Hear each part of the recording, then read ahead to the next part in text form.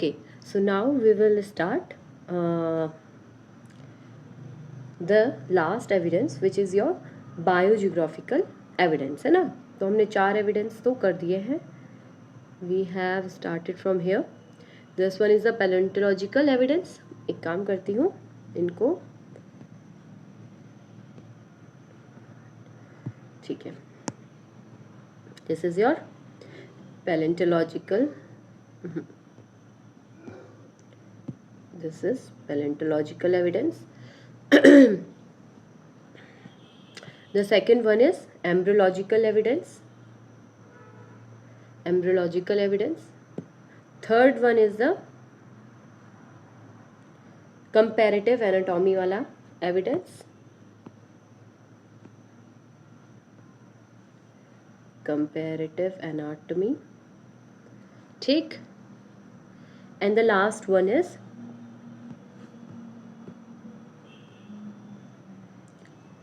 what? हमारा biogeographical evidence. ठीक. The last evidence, which is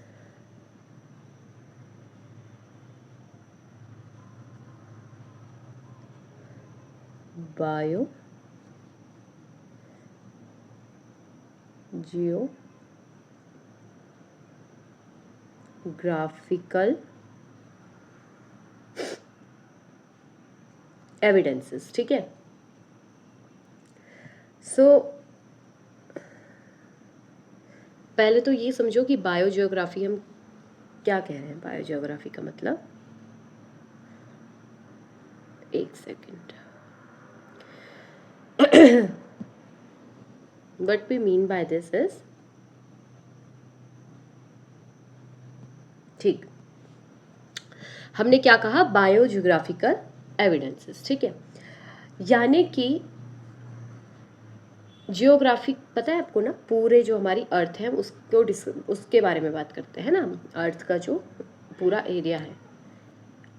सो हम कह रहे हैं कि बायोजियोग्राफी क्या होता है कि जब हम प्लांट्स और एनिमल्स के डिस्ट्रीब्यूशन के बारे में स्टडी करते हैं अक्रॉस द ग्लोब, है ना, उनका जियोग्राफिकल डिस्ट्रीब्यूशन, कि पूरे जियोग्राफी में उनका किस तरीके से डिस्ट्रीब्यूशन हुआ है जियोग्राफिकली प्लांट्स और एनिमल्स का पूरे ग्लोब पर.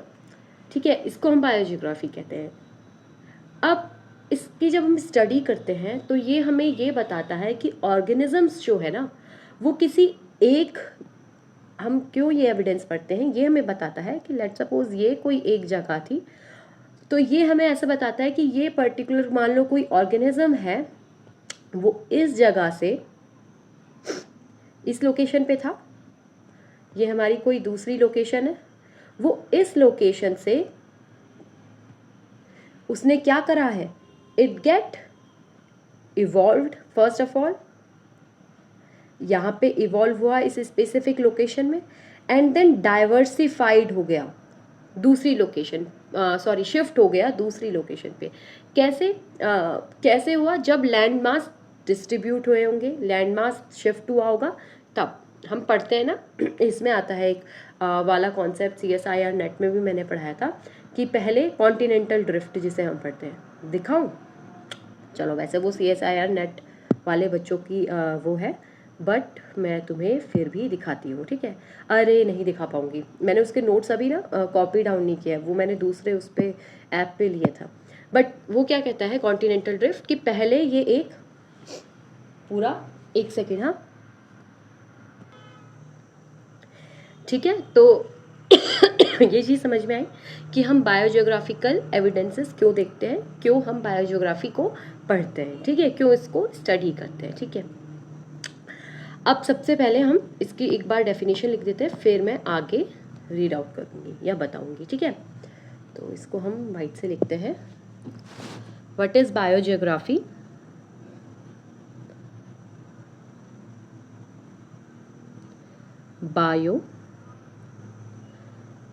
Geography is the study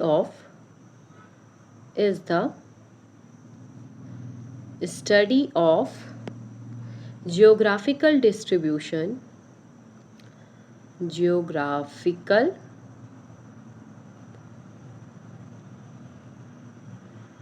distribution of plants, distribution of plants and animals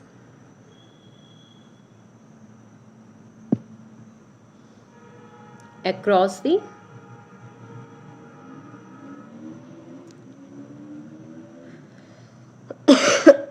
globe. इससे क्या पता चलता है, बायोजियोग्राफी से हमें क्या पता चलता है, क्यों कर रहे हैं हम स्टडी, क्योंकि इससे हमें क्या पता चलता है, इससे हमें पता चलता है it proves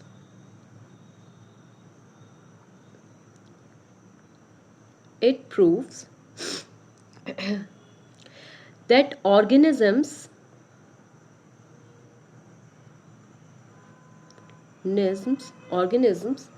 evolved in specific location, एक स्पेसिफिक लोकेशन में क्या हुए, इवॉल्व हुए,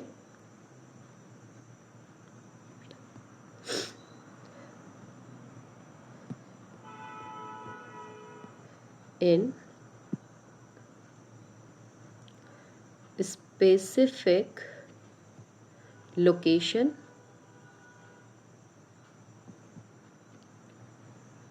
evolved in specific locations and कहाँ डाइवर्सिफाई हुए, और कहीं और जाके किसी और लोकेशन पे जाके डाइवर्सिफाइड हो गए। डाइवर्सिफाइड एज, कैसे, जब लैंडमास क्या हुए, ड्रिफ्ट हुए, इसका हम शिफ्ट हुए। Sorry, I am really sorry. जैसे ही क्या हुआ, मासेस, एक सेकेंड, हाँ, ओके, क्या कहा, masses, land masses shifted. Land mass shift मैंने क्या बताया था, किस में पढ़ते हैं, we read this about in the theory of continental drift, है ना, जो कि किसने दी थी, एल्फ्रेड वेगनर दी थी। ये एक्स्ट्रा है बट मैं बता देती हूँ, किस में पढ़ते हैं, थ्योरी ऑफ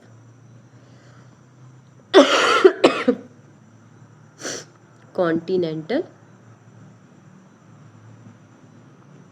ड्रिफ्ट, ठीक है, किसने दी थी, बाय एल्फ्रेड वेगनर।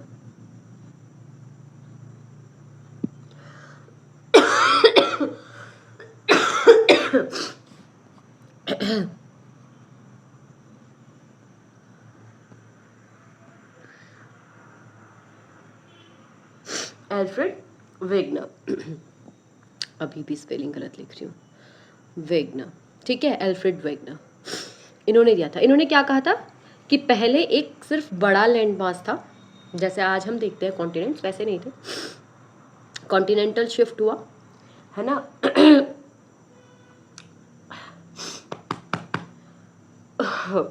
हाँ, कॉन्टिनेंटल शिफ्ट हुआ और सब छोटे छोटे कॉन्टिनेंट्स में ड्रिफ्ट, वो टूट गए, ठीक है।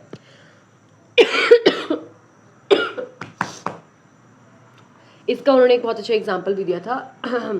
जो फ्रेश वाटर रेप्टाइल्स अफ्रीका में पाए जाते हैं वो ही आपको साउथ अमेरिका में भी मिले, उन्हीं रेप्टाइल्स के जो कि फॉसिल्स थे, जो पहले पाए जाते होंगे कभी, तो वो ही आपको उनके फॉसिल्स कहाँ मिले, अमेरिका में मिले। सेम फॉसिल्स कहाँ मिले, अफ्रीका में, और सेम वो फ्रेश वाटर रेप्टाइल्स के फॉसिल्स कहाँ मिले, अफ्रीका में और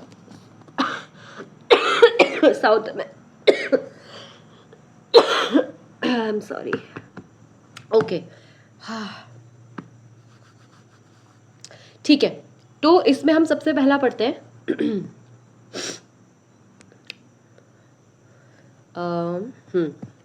इसमें हम फर्स्ट वन पढ़ते हैं, historical geological context. Historical, geological context. ठीक है, पैंजिया। ठीक, समझते हैं क्या है ये।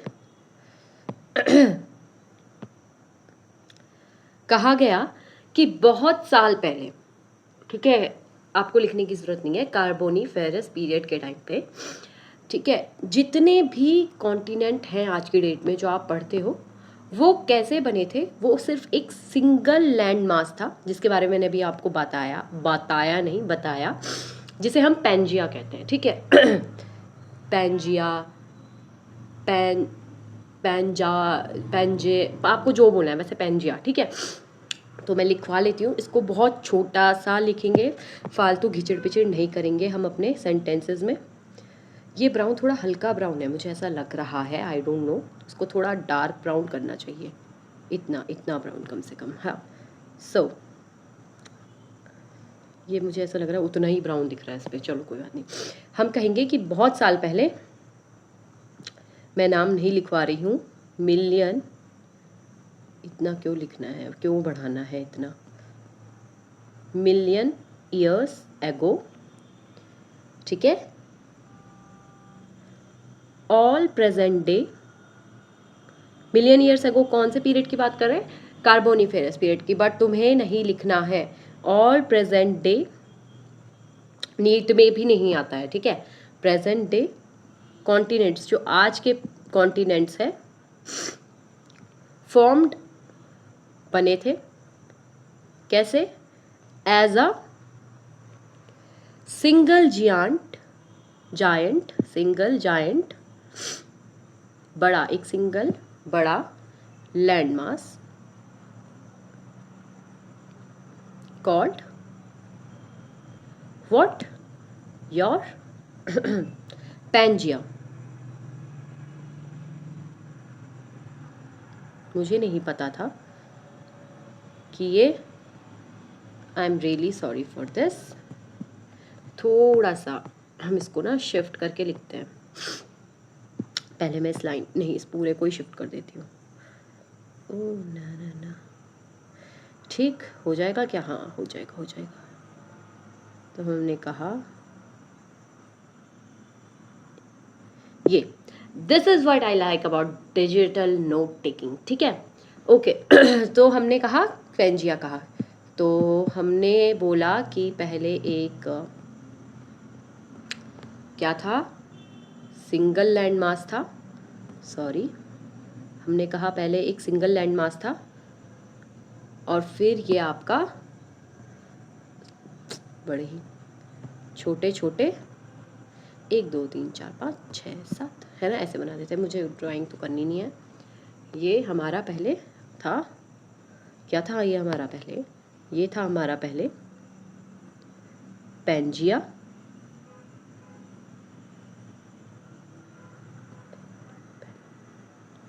स्पेलिंग गलत लिख दी, पैंजिया, पता नहीं मैं स्पेलिंग सही भी लिख रही हूँ या गलत लिख रही हूँ, मुझे नहीं पता, मैं बस लिख रही हूँ जो मुझे आता है।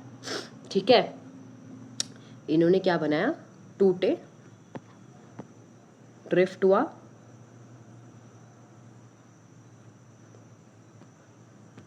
इसको इससे लिखते हैं, ड्रिफ्ट की वजह से क्या बने?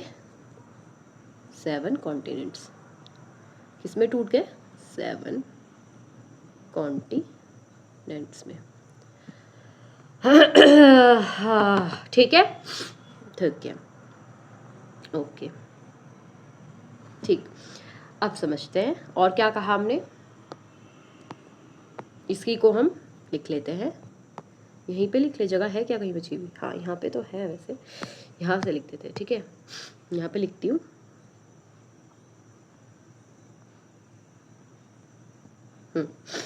कॉन्टिनेंटल ड्रिफ्ट, कॉन्टिनेंटल, वैसे लिखने की ज़रूरत नहीं थी, बट फिर भी चलो, किसी को समझ ना आए तो, कॉन्टिनेंटल ड्रिफ्ट ब्रोक पैंजिया, उसने क्या करा? पैंजिया को तोड़ा,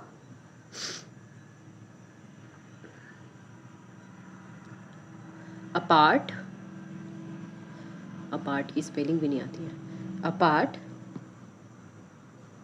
और क्या कर दिया, आइसोलेट कर दिया, isolating groups of organisms, groups of organisms, groups of organisms on different isolate कर दिया ना, जो ऑर्गेनिज्म से वो क्या हो गए, अलग अलग, है ना, अलग अलग लैंड मासेस पे पहुंच गए, land masses where they evolve, फिर वहां पे क्या हुआ कि वो इंडिपेंडेंटली इवॉल्व हुए। अभी देखो इवॉल्व हुए, अभी हम ना एक इसका बहुत अच्छा एग्जाम्पल एडेप्टिव रेडिएशन में पढ़ेंगे। मैंने कुछ गलत ही स्पेलिंग लिख दिया इवॉल्व की, इन्वॉल्व्ड लिख दिया है, great, where they evolve independently,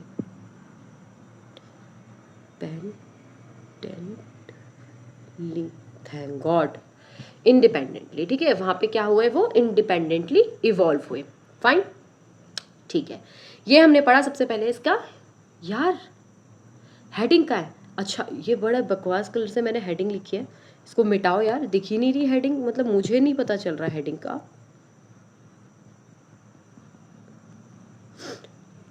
sorry, I know थोड़ा सा टाइम जा रहा है, but I have to change the colour because पता ही नहीं चल रहा है क्या लिखा है। ये कलर लेती हूँ, इससे साफ दिखेगा, आई थिंक सो। तो फर्स्ट वन हमने क्या कहा, मैं ना इसको मोटा भी ले लेती हूँ बल्कि तभी दिखेगा। फर्स्ट हमने क्या कहा, हिस्टोरिकल, क्या थी हेडिंग, मैं ही भूल गई हूँ, हाँ, historical geological context, geological context, उसमें हमने किसकी बात की, पैंजिया की, Pangaea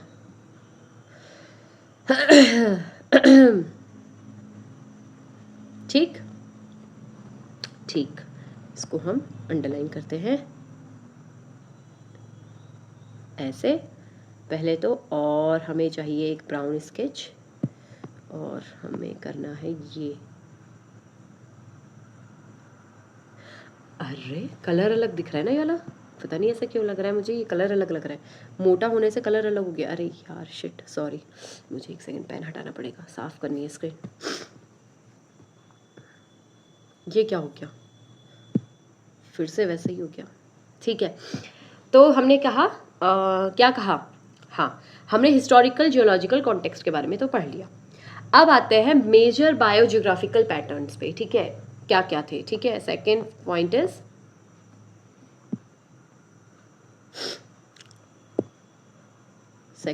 is major biogeographical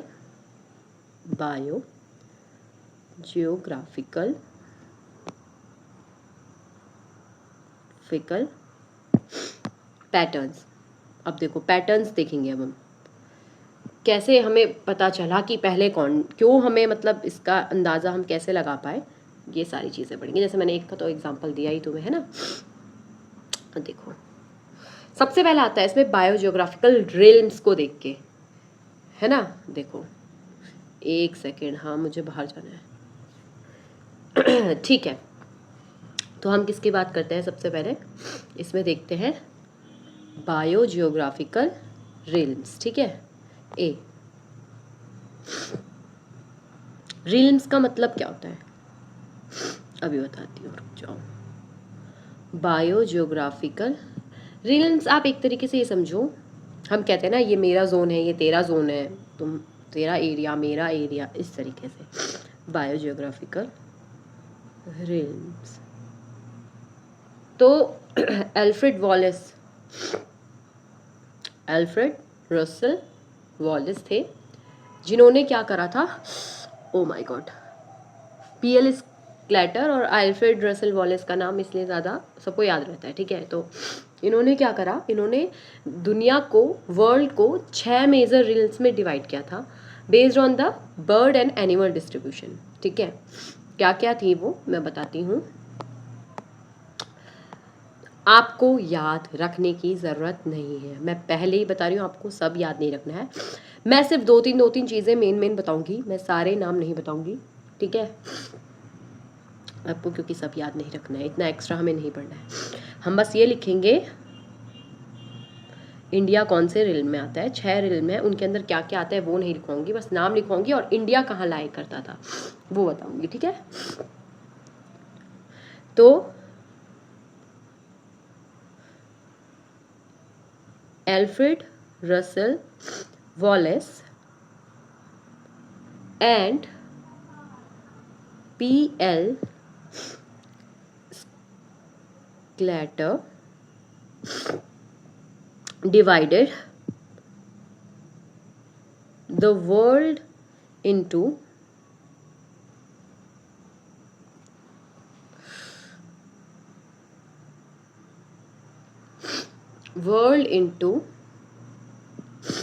six major realms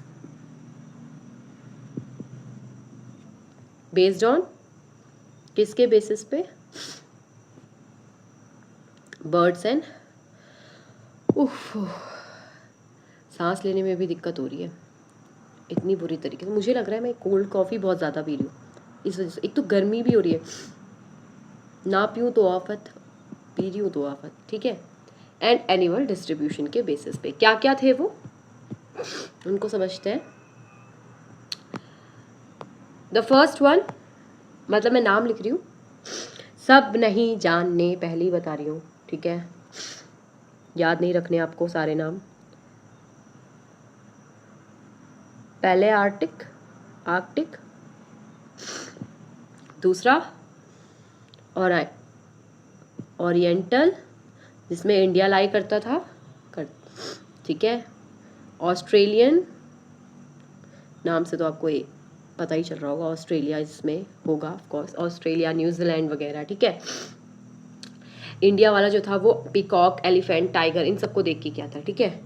Australian, Ethiopian, जिसमें अफ्रीका मेडागास्कर वाला एरिया आता है, Nearctic, and the last one neo tropical, ठीक। हम किसका लिखेंगे, सिर्फ इसका, ओरिएंटल का, यहीं पे क्या लाई करता है, इंडिया आता है आपका पूरा, यहाँ आता था, और जो आपका मलेशिया है और साउथ ईस्ट एशिया, ठीक है, समझ में आ गई बात। ओरिएंटल में ये वाला पोर्शन आपका आता है। तो ये था मेजर बायोजियोग्राफिकल रीम्स, ठीक है। क्यों डिवाइड किया उन्होंने 6 से, उसमें उन्होंने देखा कि कुछ प्रकार के जो बर्ड्स हैं या एनिमल्स हैं वो कुछ पैटर्न शो कर रहे हैं इन देयर इवोल्यूशन, ठीक है। क्या देखा उन्होंने कि वो क्या शो कर रहे हैं, एक पैटर्न शो कर रहे हैं, सॉरी हाँ, क्या शो करें, क्योंकि उनकी एक कॉमन क्या है, इवोल्यूशनरी आप कह सकते हो स्टोरी है उनकी, ठीक है। वो क्या हुआ कि फिजिकल बैरियर आया, ठीक है, वो कुछ एनिमल से अलग अलग हो गए। अब जब वो अलग अलग हो गए तो एक झुंड एक लैंड मास पे रहा होगा, एक झुंड एक लैंड मास पे, तो जो पर्टिकुलर झुंड मान लो जैसे ओरिएंटल वाले रिल्म में था, वो एक उनका पर्टिकुलर प्रोसेस था, एक कह सकते हो उनका कॉमन इवोल्यूशन का पैटर्न था। तो इसलिए उन्होंने इस तरीके से, ये बेसिस था कि उन्होंने 6 रिल्म्स में डिवाइड कर दिया था। देखो ये इवोल्यूशन का एविडेंस शो कर रहा है ना, किस तरीके से इवॉल्व हुए अलग अलग एनिमल्स, कैसे इवॉल्व हुए, ठीक है। The second one discontinuous distribution आता है, कैसे आप समझते हैं। माय गॉड यार कितनी गर्मी हो रही है, बाप रे। मुझे ना ये चेक करना है, अच्छा ठीक है, ठीक ठीक ठीक ठीक ठीक ठीक ठीक,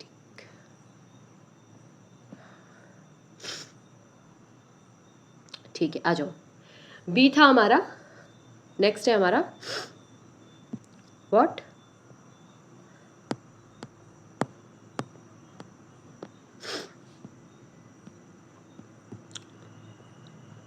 मैं चाहूँ तो पूरी राम कथा लिखवा सकती हूँ उनमें, बट नहीं लिखवानी, इतनी ज़रूरत ही नहीं है। अभी आप एनसीईआरटी पढ़ना, एनसीईआरटी में कितना सा है, डिसकंटिन्यूअस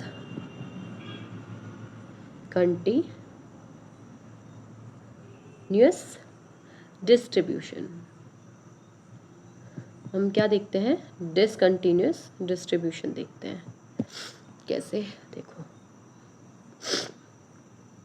ठीक, समझते हैं।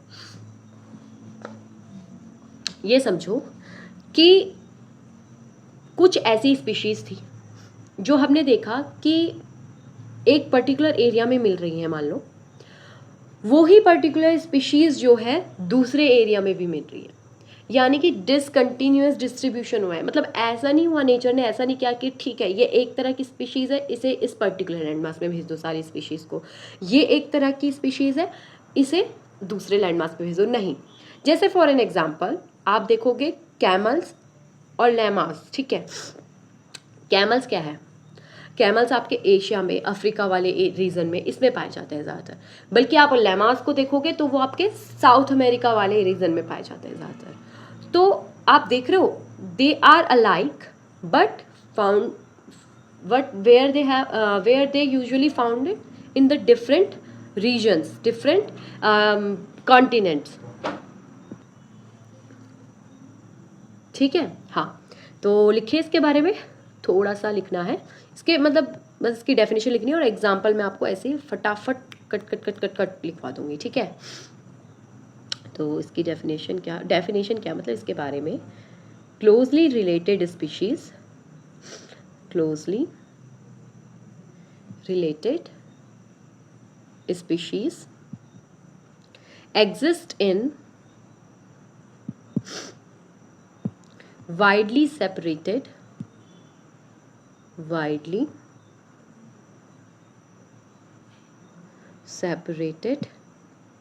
geographical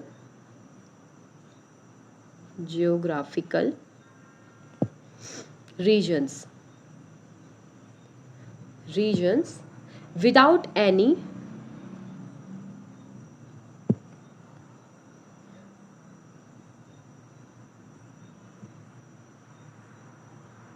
कोई लिविंग कह रही हूँ, लिविंग रिप्रेजेंटेटिव है ही नहीं जबकि उनका बीच में।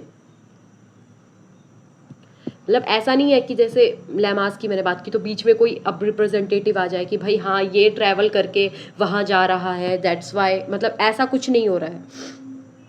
मैंने रिप्रेजेंटेटिव्स लिख दिया वहाँ पे, इन बिटवीन, ठीक है, मैं देख लेती हूँ। हाँ, रिप्रेजेंटेटिव्स इन बिटवीन। एग्जाम्पल पढ़े, एग्जाम्पल्स आर द वन, जो कि बहुत इंटरेस्टिंग है। जैसे हमने कहा एलिगेटर्स, आप एलिगेटर्स को देखोगे तो सिर्फ कहाँ मिलते हैं, या तो आपको, अब तो देखो अब तो आपको कोई अगर इन्हें शिफ्ट करवा दे तो बात अलग है। वैसे south eastern USA, south eastern USA में, या फिर आपके ईस्टर्न चाइना में मिलते हैं, ईस्टर्न चाइना, ठीक। पहला example, first example. The second example is lung fishes, lung fishes. इसमें क्या है, 3 अलग अलग कॉन्टिनेंट्स में मिलेगी आपको, देखो वैसे तो मैं इनके साइंटिफिक नाम से भी इन्हें बता सकती हूँ, बट नहीं बताना है, तुम्हारे इतने काम का नहीं है जितना ज़रूरी है। देखो वैसे तो ये भी पता नहीं ज़रूरी है कि नहीं, एक बार एनसीईआरटी में देख लेंगे, जहाँ तक मुझे ध्यान है ये नहीं है लिखा हुआ, बट मैं ठीक है थोड़ा इंटरेस्टिंग मतलब तुम्हें थोड़ा इंटरेस्टिंग लगे, हमें कहानी सुनने में मज़ा आता है, तो इसलिए ठीक है। अलग अलग जगह पे देखो आपको 3 कॉन्टिनेंट्स में मिलेगी। साउथ अमेरिका मैं नाम बोल देती हूँ, लेपिडोसाइरन, ठीक है। साउथ अमेरिका वाले में कौन सा है, लेपिडोसाइरन, ठीक है। फिर अफ्रीका, प्रोटोप्टेरस एंड यहाँ कौन सी, मैं नाम लिखने लगी थी, यहाँ कौन सा वाला मिलेगा, ऑस्ट्रेलिया में, ऑस्ट्रेलिया में कौन सी मिलेगी, तो ऑस्ट्रेलिया में है न्यूसेराटोडस। ठीक है, अब देखो यार इनको ना मैं, मुझे बिल्कुल भी ऐसे अच्छा नहीं लग रहा है, इसको हम ऐसे सेपरेट करेंगे। ठीक है, इसको हम इससे ऐसे सेपरेट करेंगे। And the third one which we have already talk about, which is your camels and llamas. ठीक है, अब देखो क्या कहा, कैमल्स कहाँ मिल रहे हैं, आपके एशिया या अफ्रीका वाले पार्ट में, और ये कहाँ मिल रहे हैं आपके साउथ अमेरिका वाले पार्ट में। ठीक, डन डनाडन डन। ठीक है, हो गया, समझ में आ गया। तो ये हमने किसके बारे में बात करी, डिसकंटिन्यूअस डिस्ट्रीब्यूशन। देख लो ना, मतलब ऐसा कुछ नहीं किया है नेचर ने कि मैं भाई ये देखो ये लंग फिशेस, भाई ये सारी स्पीशीज जो है लंग फिशेस वाली, इनको हम एक ही इलाके में रखेंगे, अफ्रीका से बाहर नहीं जाएंगी ये कहीं, नहीं, इनको ऐसे ही इसी तरीके से लैंड मास टूटेगा कि सारी लंग फिशेस एक ही तरफ शिफ्ट हो जाए। नहीं नहीं, ऐसा नहीं हुआ है, डिसकंटिन्यूअस डिस्ट्रीब्यूशन हुआ है। लैंड मास तो टूटा ही टूटा डिसकंटिन्यूअसली, मतलब कोई आप पैटर्न नहीं देखोगे जब टूटा वो, और साथ साथ में जो इनका शिफ्टिंग हुई ना, एनिमल्स की, प्लांट्स की, बर्ड्स इन सब की, वो भी बहुत डिसकंटिन्यूअस था। ठीक है, अब देखो, अब आते हैं हमारे मार्सूपियल्स जिन्हें हम पढ़ते हैं और एनसीईआरटी में भी, and they are very important, बहुत इंपॉर्टेंट टॉपिक है आपके नीट पॉइंट ऑफ व्यू से भी और आपके बोर्ड से भी। ठीक है, तो देखो नेक्स्ट पढ़ते हैं हम ये, इसे हम, ये आता है आपका रिस्ट्रिक्टेड डिस्ट्रीब्यूशन के अंदर। देखो एनसीईआरटी में ना इस तरीके से नहीं दिया हुआ है जैसे मैं बता रही हूँ, एक एनसीईआरटी में थोड़ा सा छितर पितर किया हुआ है, उसमें बायोजियोग्राफिकल में इस तरीके से बिल्कुल भी नहीं बताया है, ऐसा कुछ नहीं बताया। रेस्ट्रिक्टेड मतलब आइसोलेशन, आइसोलेट कर दिया है एक पर्टिकुलर टाइप ऑफ ऑर्गेनिजम्स को। कैसे, देखो समझते हैं, अरे बाप रे, रेस्ट्रिक्टेड मतलब एक पर्टिकुलर एरिया में, डिसकंटिन्यूअस नहीं है। ठीक है, देखो ऑस्ट्रेलियन मार्सूपियल्स इसमें हम पढ़ते हैं। But you will found that Australia में ना, जब ऑस्ट्रेलिया एशिया के मेनलैंड से अलग हुआ या अलग हो रहा था, तो उससे पहले जो है कुछ प्लेसेंटल मैमल्स थे जो इवॉल्व हुए। ठीक है, अब ये जो प्लेसेंटल मैमल्स थे वो ऑस्ट्रेलिया नहीं पहुंच सकते थे, क्योंकि अब देखो ना, उससे पहले ये क्या हो गए, इवॉल्व हो गए। अब इवॉल्व हुए, उसके बाद क्या हुआ, ड्रिफ्ट हुआ, टूट गया, सेपरेट हो गया। उसकी वजह से क्या हुआ, ये कहाँ नहीं पहुंच सके, आपके ऑस्ट्रेलिया, बिकॉज प्लेसेंटल मैमल्स कहाँ नहीं पहुंच सके, आपके ऑस्ट्रेलिया नहीं पहुंच सके। ये यहाँ पे है ना को एशियन मेनलैंड, एशिया का मेनलैंड है, एशियन नहीं एशिया वाला, हाँ चलो एशियन मेनलैंड समझो, और ये ऑस्ट्रेलिया वाला रीजन है। ठीक है, तो ये क्या हुआ, ये प्लेसेंटल मैमल्स जो थे ये कहाँ नहीं पहुंच पाए, ऑस्ट्रेलिया नहीं पहुंच पाए। ठीक है, कुछ प्रिमिटिव मतलब एग लेइंग, कैसे थे, मैंने एग की स्पेलिंग हाँ सही लिखी है, ये जी है, एग लेइंग थे, इनकी बात कर रही हूँ मैं, इनकी। ठीक है, ये मैं यहाँ नहीं, गलत, मुझे यहाँ नहीं दिखाना चाहिए था, यही दिखाना चाहिए था। ये क्या कर, मैं भी लिखवा दूंगी, ठीक है, इसको समझो। एग ले करते थे, पाउच्ड मैमल्स थे, बिना किसी कॉम्पिटिटिव एलिमिनेशन के ये क्या करा इन्होंने, सर्वाइव किया। अब देखो मैं इसे समझाती हूँ, उससे पहले मुझे जरा कुछ चेक करना है जाके बाहर, एक सेकेंड। ओके, तो मैं एक इंटरेस्टिंग चीज़ बताती हूँ, बाहर बारिश हो रही है एंड अंदर भी बारिश हो रही है। कैसे पता है, पसीने की, इतनी गंदी गर्मी हो रही है और बाहर बारिश हो रही है। आई कुड नॉट बिलीव कि कैसे हो सकता है ऐसा, बाहर इतनी बारिश हो रही है और मैं अंदर पसीने से भर रही हूँ। एक तो मैंने फ़ैन भी ऑन नहीं किया हुआ है, तो ये भी एक रीज़न हो सकता है। ठीक है, तो हाँ मैं तुम्हें क्या बता रही थी, सॉरी मैं तुम्हें ये बता रही थी, हाँ मैं कह रही थी कि जो ये, हाँ हम ऑस्ट्रेलियन मार्सुपियल्स की जो बात करते हैं, देखो हम कह रहे हैं कि पहले ये क्योंकि मेनलैंड पूरा एक ही था, यार मैं ना बहुत गड़बड़ तरीके से, एक तो मैं खुद ही गड़बड़ कर देती हूँ, फिर मैं खुद ही अजीब अजीब सी बात बोल देती हूँ। ठीक हो, हमने कहा पहले पूरा एक मेनलैंड था, एशिया और ऑस्ट्रेलिया, बाहर दीपक, एशिया ओके और ऑस्ट्रेलिया एक ही था, एशियन मेनलैंड। और अब ये हमारे कुछ पाउच्ड एनिमल्स है, ठीक है, ये पाउच, इनका पाउच, मैं देखो मुझे एनिमल्स बनाने नहीं आते, ये पाउच्ड हमें एनिमल्स है जो एग ले करते हैं। ठीक है, अब ये प्लेसेंटल मैमल्स जो थे, अब देखो ये नहीं, ये तो एग लेंगे, जो प्लेसेंटल मैमल्स थे, अब समझो इस चीज़ को, जो हमारे प्लेसेंटल मैमल्स थे, क्या है, एक सेकेंड, हाँ एक सेकेंड, क्या हुआ, ठीक है यार मैं ना पागल हो जाऊंगी, चलो देखो समझो, मैंने क्या कहा कि ये हमारे कौन से हैं, पाउच्ड एनिमल्स हैं, ये प्लेसेंटल एनिमल्स हैं हमारे, और आप ये देखोगे ये एग लेइंग वाले, एग लेइंग और पाउच्ड मैमल्स हैं। ठीक है,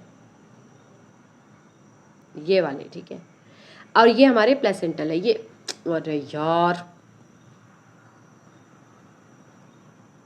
ये वाले हमारे प्लेसेंटल है, और ये मान लो हमारे पाउच्ड है, कितना गंदा बनाया मैंने, ठीक है, पाउच्ड मैमल्स है। ठीक है, अब समझो हुआ क्या, जब कॉन्टिनेंटल ड्रिफ्ट हुआ तो एक, मतलब आप ये समझो ये इमेजिनरी नॉन विजिबल लाइन है जिसे हम कहते हैं वॉलेस लाइन, ये इनविजिबल बाउंड्री है एक तरीके से। कहाँ पे आती है ये आप देखोगे, अगर ये आती है साउथ ईस्ट एशिया के बीच में, देखो आपको इतना नहीं लिखना है, मैं बस बता रही हूँ, और ऑस्ट्रेलिया के बीच में ये खिंच गई। एक्चुअल में ये आपस में नेटिव थे, आपस में, क्योंकि एक ही लैंड मास था, एक दूसरे के रिलेटिव थे, बट हुआ क्या, देखो दोनों मैमल्स है ना, लेकिन हुआ क्या, जब टेक्टोनिक ड्रिफ्ट हुआ, टेक्टोनिक प्लेट्स का डिस्ट्रीब्यूशन हुआ, तो ये अलग हो गए और ये वाले अलग हो गए। अब ये ऐसी लाइन एक जो खिंच गई है ना, मैं इसकी ना एक बहुत इंटरेस्टिंग वीडियो है मेरे पास, मैंने देखी थी, मैं आपको शेयर कर दूंगी, या फिर मैं दिखाना चाहूँ तो मैं दिखा भी तो सकती हूँ, कितनी बेवकूफ़ हूँ। वेट अ मिनट, है ना, मैं इसको पॉज करके तुम्हें दिखाती हूँ, पता नहीं यार ऐसे दिखा सकते हैं या नहीं, बट मैं तुम्हें दिखाती हूँ। ठीक है, you can even check it to yourself, मैं उसको ना इस पे टैग भी कर दूंगी। ठीक है, आप देख लेना, पर मैं एक बार दिखाना चाह रही हूँ तुम लोगों को, so I hope you can see, I am searching it, wait, okay अब देखो, ठीक है, ये देखो, ये है, इन्होंने बहुत अच्छे से समझाया हुआ है, तो मैं चाहती हूँ कि तुम एक बार ये वीडियो भी देख लो। And you believe that there is an invisible line that is not crossed by fish, land animals, or even birds. This invisible barrier runs through the Malay archipelago, starting from the island of... देख लो Malay archipelago, जिसके बारे में हम आगे भी बात करेंगे, ठीक है, डार्विन फिंचेस वाली चीज़ें। ठीक है, अब ये एक इनविजिबल लाइन क्रिएट हो रही है जिसके बारे में मैंने बात की, वॉलेस लाइन जिसे मैंने बताया। ठीक है, अब देखो ध्यान से सुनो, Bali and ending near the southern Philippines.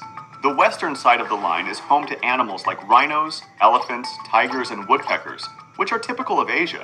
But once you cross the line, you enter a completely different world with kangaroos, monitor lizards, dingoes, and koalas, despite the extremely short distance between the islands. This is what scientists call a biological boundary, and this particular one is known as the Wallace Line. You see, over millions of years, due to the movement of tectonic plates and the complex geological history of the region, a deep sea strait formed on the Wallace Line. This strait prevented animals from migrating, and as a result, evolution took its own path on opposite sides of this line. Therefore, even birds and fish that can cross long distances almost never cross this line, as they have adapted to survive only within their own ecosystems. समझ गए? I hope तुम समझ गए होंगे। ठीक है, तो हम चलते हैं इस पे। ठीक, तो मैं क्या बता रही थी, हाँ मैं ये बता रही थी, तो उन्होंने वॉलेस लाइन टर्म नहीं यूज़ किया है, विच इज़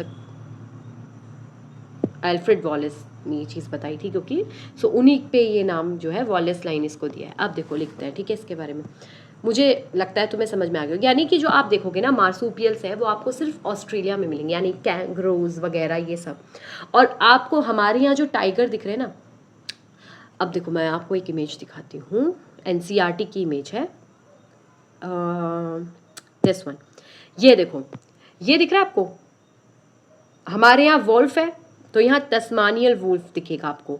यानी कि ऑस्ट्रेलियन मार्सूपियल्स और आप प्लेसेंटल एनिमल्स मैमल्स में डिफरेंस देख पा रहे हो। एक और चीज़ दिखाना था, हाँ देखो ये बॉब कैट है, ये तस्मानियन टाइगर कैट है, बड़ा अजीब नहीं लग रहा देखने से, है ना? तो मुझे तनी, हाँ चलो ठीक है, आप समझ पा रहे हो किस तरीके से मार्सूपियल रेडिएशन दिखाया हुआ है। देखो तस्मानियल वुल्फ, तस्मानियन आपको ये देखो टाइगर कैट है, फिर आपको ये बैंडेड एंटीटर दिखेगा। एडेप्टिव रेडिएशन हुआ है मार्सूपियल्स ऑफ एनिमल्स का, एडेप्टिव रेडिएशन हम अभी आगे देखेंगे इसी में, ठीक है। देखो चलो पहले लिख लेते हैं इसके बारे में थोड़ा सा। तो यानी जैसी आप इस वाली वॉलेस लाइन के इधर देखो, बहुत इंटरेस्टिंग है कि जैसी ये वॉलेस लाइन है, ये आपकी वॉलेस लाइन है, तो आप इधर वाला पार्ट में देखोगे कौन सा, ये आपका साउथ, क्या बात है, अभी नहीं, तब बाद में बोलना, ठीक है। हाँ हाँ, तो मैं क्या कह रही थी, हाँ ये साउथ ईस्ट वाला, साउथ ईस्ट एशिया वाला पार्ट है, और ये ऑस्ट्रेलिया वाला पार्ट है, ठीक है। अरे फिर मम्मी और आ जाएंगी ना तब, अभी मैं वैसे भी रिकॉर्ड कर रही हूँ, चुप रहे अभी, जा यहाँ से। हाँ तो मैं क्या बोल रही थी, sorry I am really sorry. हाँ तो मैं बोल रही थी कि साउथ ईस्ट एशिया वाला पार्ट ये है, ये ऑस्ट्रेलिया वाला पार्ट है। यानी आपको यहाँ जो एनिमल्स दिखेंगे वो आपको यहाँ नहीं मिलेंगे, और यहाँ जो एनिमल्स दिख रहे हैं वो यहाँ नहीं मिलेंगे। यानी आपको यहाँ पे टाइगर्स दिख रहे हैं, है ना, आपको यहाँ राइनोज दिखेंगे, आपको मंकी दिख रहे हैं, और मैं किस किस के एग्जाम्पल बताऊँ आपको, यहाँ पे आपको कैंगरूज दिखेंगे, कोआलास दिखेंगे, वुम्बैट्स दिखेगा, है ना। तो इस तरीके से आप समझ गए ये, लेकिन आपको इधर नहीं जाते हुए दिखेंगे ना ये इधर जाते हुए दिखेंगे, बिकॉज एक लैंड रूट जो है ना वो ख़त्म हो गया है, तो वो कैसे ट्रैवल करेंगे, है ना, लैंड रूट ख़त्म हो गया। ठीक है चलो लिखते हैं इसके बारे में, ठीक है।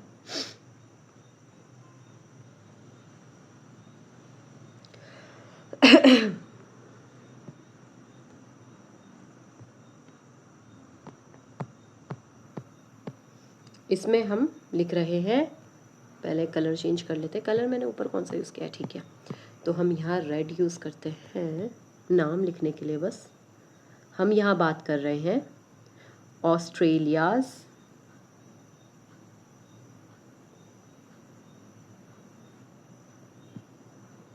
मार्सूपियल्स की, मार्सूपियल्स, ठीक।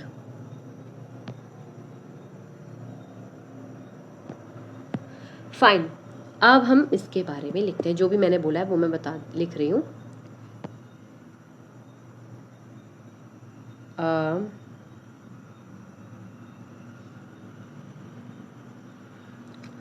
ऑस्ट्रेलिया सेपरेटेड बिफोर, मतलब ऑस्ट्रेलिया ना इससे पहले ये इवॉल्व होते हैं, ये प्लेसेंटल मैमल्स, उससे पहले ऑस्ट्रेलिया सेपरेट हो गया। तो इसलिए क्या हुआ, इनका इवोल्यूशन दोनों तरह के मैमल्स का अलग अलग तरीके से हुआ। प्लेसेंटल वाले का अलग तरीके से इवोल्यूशन हुआ, और पाउच्ड वाले मैमल्स का इवोल्यूशन अलग तरीके से हुआ, क्योंकि वो सेपरेट हो गया। So Australia separated from Asian mainland, from Asian mainland, तो मुझे डिस्टर्ब करने मत आ बार बार, जाए यहाँ से बाहर, before advanced placental mammals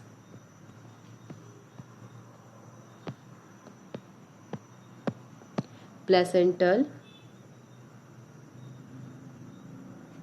mammals evolved, यानी कि इससे पहले जो एडवांस प्लेसेंटल मैमल्स थे वो इवॉल्व हो पाते, इससे पहले क्या हो गया, ऑस्ट्रेलिया सेपरेट हो गया। अब क्योंकि बिकॉज प्लेसेंटल मैमल, जो प्लेसेंटल मैमल्स थे they could not reach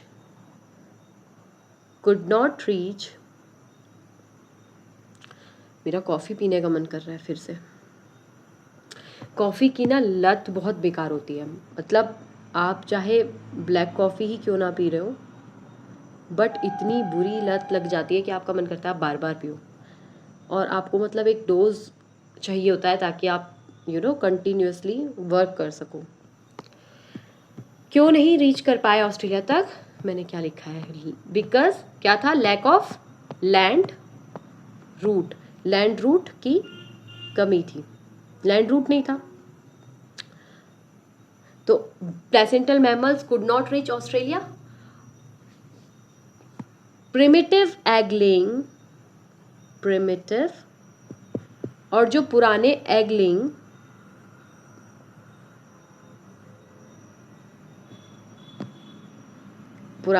laying pouched mammals थे, हुआ क्या, इन्हें भी इवॉल्व होना था। अगर ड्रिफ्ट नहीं होते, अगर शिफ्ट नहीं होते, ऑस्ट्रेलिया में नहीं वो हो जाते, टूटता, तो ये भी शायद इवॉल्व हो जाते और अलग तरीके से,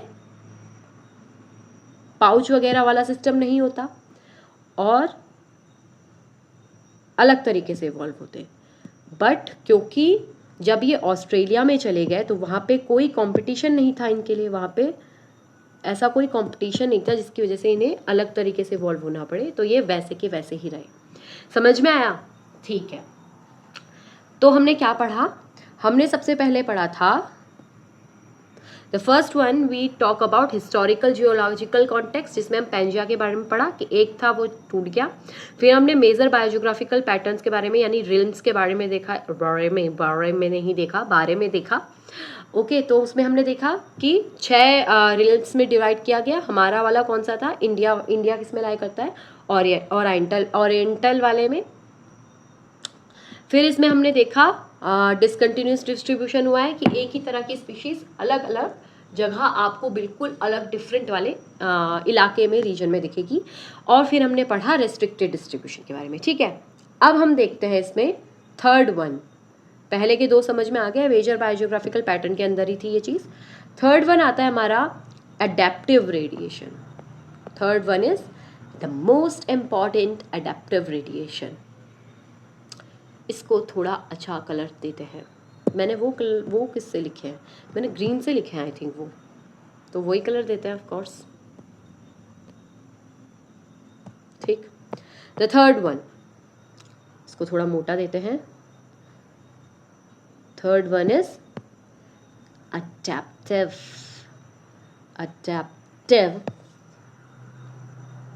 रेडिएशन। जब मैंने फर्स्ट टाइम ये पढ़ा था ना, तो मैंने सोचा ओके इसमें कुछ रेडिएशंस वगैरह के बारे में बताऊंगी, अल्ट्रा ये यूवी रेडिएशंस वगैरह, इसके बारे में बात चलेगी, बट ऐसा कुछ नहीं था। Okay, so let's see what is this.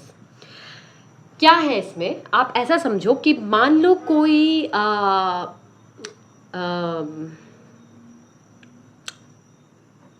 पूर्वज है, ठीक है, और वो जो है ना अलग अलग जगह पे वो जो है ट्रैवल करा उनने।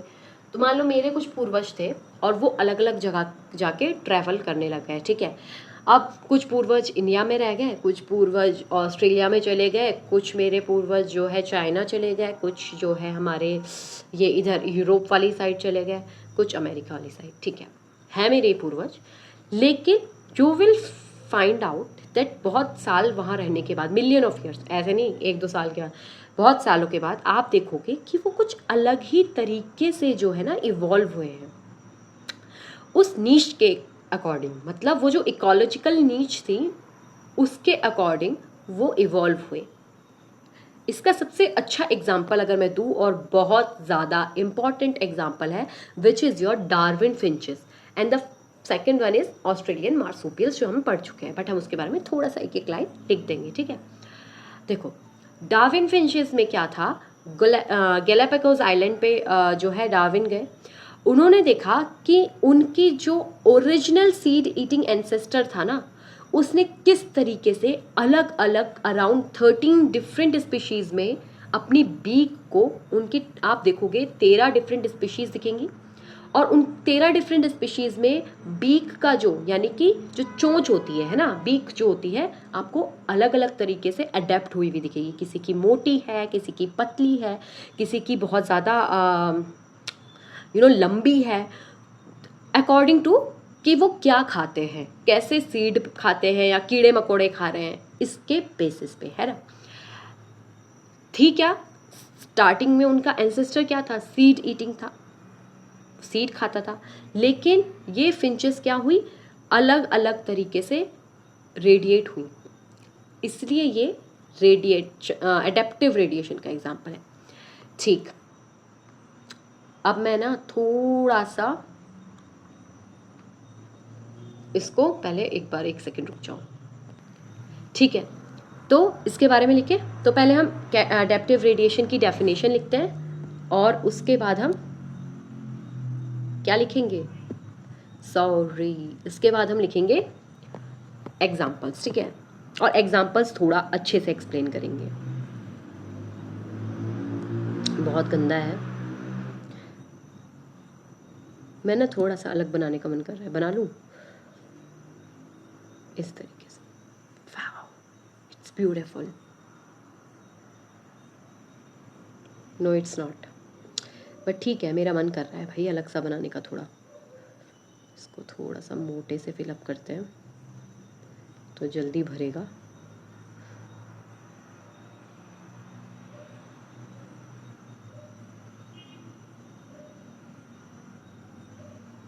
ठीक है, okay, now we will write. Wow कितना अच्छा लग रहा है यार, बहुत अच्छा लग रहा है। चलो लिखते हैं पहले, द प्रोसेस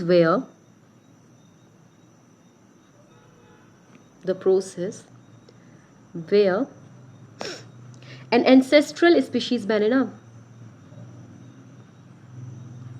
अगली उसके वीडियो के लिए रखा हुआ है आपका मेलेनिज्म वाला पोर्शन, ठीक है, वो मैं बताऊंगी वो कहाँ आता है, अभी नहीं आया है वो पोर्शन, ठीक है।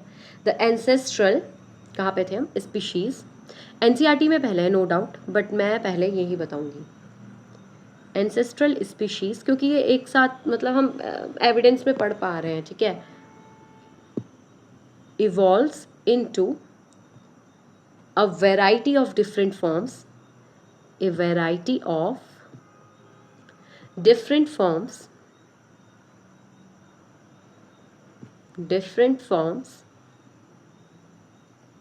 to occupy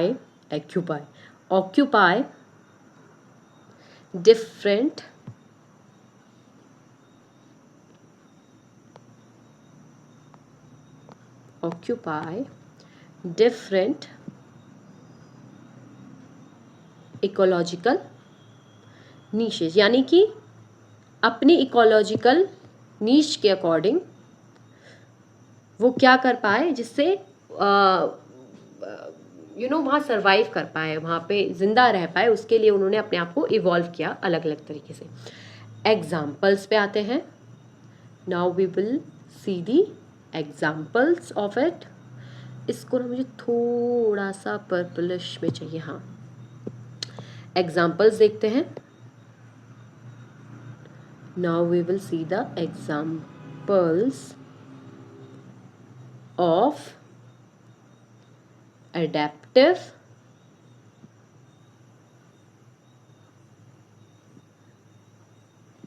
radiation।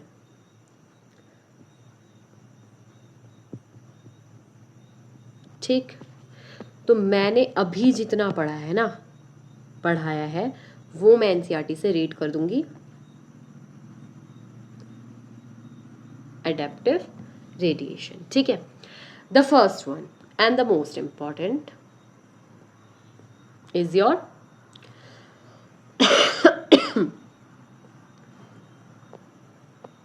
Which one?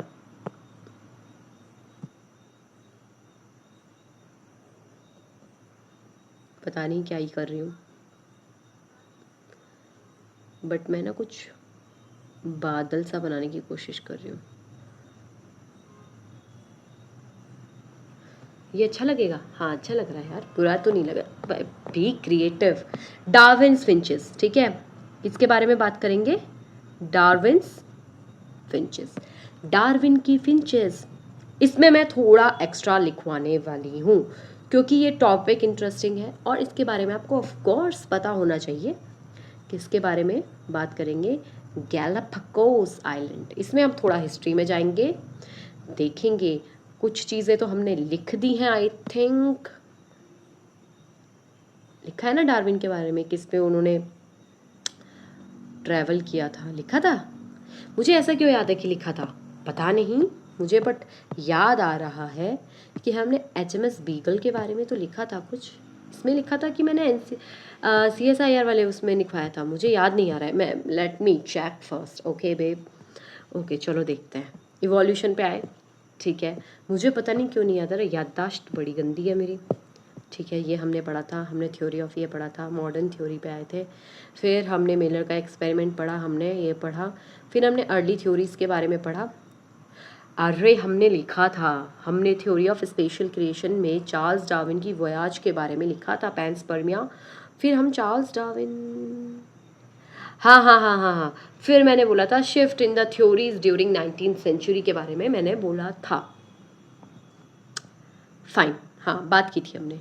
फिर एल्फ्रेड रसल वॉलेस आए थे हमारे, इवोल्यूशन ऑफ लाइफ फॉर्म्स है ना, इसके बारे में बात की। तो ये HMS बीगल वाली जो वो थी ना, वो स्टोरी थी, वो ही हम दोबारा से एक बार देखने वाले हैं। मुझे पता नहीं ऐसा क्यों लग रहा था, क्योंकि अभी वो आगे आएगा, अभी शायद मैंने पढ़ाया नहीं है CSIR वालों में, बट वो आएगा नेट वालों के उसमें भी, ठीक है। तो लिखते हैं इसके बारे में, क्या लिखना है हमें? ओके, बहुत ज़्यादा गर्मी है, इसका हिस्टोरिकल बैकग्राउंड लिखते हैं, ठीक है। यहाँ इस कलर को नहीं, वाइट कलर को लेना पड़ेगा। देखो क्या करा था जो हमारे मिस्टर डार्विन थे, अरे बाप रे, पता नहीं जाने कहाँ ही गायब हो जाता है अचानक से। मेरी वीडियो चल भी रही है कि नहीं चल रही है ये भी नहीं पता मुझे, तो चल रही है। पता है ये वीडियो बहुत लंबी होने वाली है, मुझे पता नहीं क्यों मेरी ऐसी गट फीलिंग कह रही है कि ये बहुत लंबी होने वाली है वीडियो। ठीक है, देखा जाएगा, चलो। क्योंकि मुझे ये टॉपिक पूरा कराना है, ठीक है। इसके बाद हम कुछ नहीं पढ़ने वाले, ये लास्ट टॉपिक है, मतलब डार्विन फिंचेस, मार्सुपियन और एक 4th पॉइंट आएगा, ठीक है। चलो। क्या पढ़ रहे थे? हाँ, फिर से लिख लेते हैं, डेट को दोबारा डालने में कुछ नहीं होता है, वो भाई ईयर को। 1835 में चार्ल्स डार्विन ने एक सफ़र शुरू किया था, और कहाँ गए थे? He visited to Galapagos island. अब मैं ये नहीं लिखवा रही अपने सफ़र को किससे शुरू किया था, वो पहले हमने देख लिया, ठीक है। गैलापागोस आइलैंड कहाँ है? Oh my God,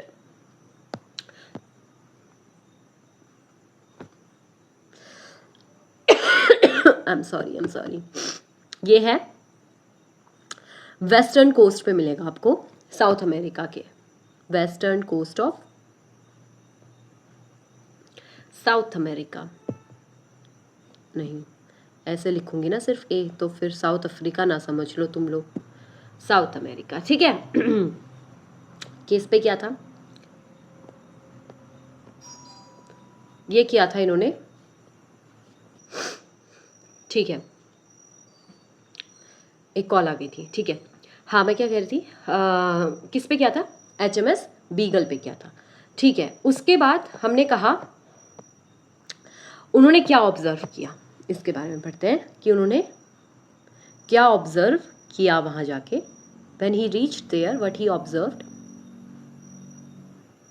He observed he observed small dull colored birds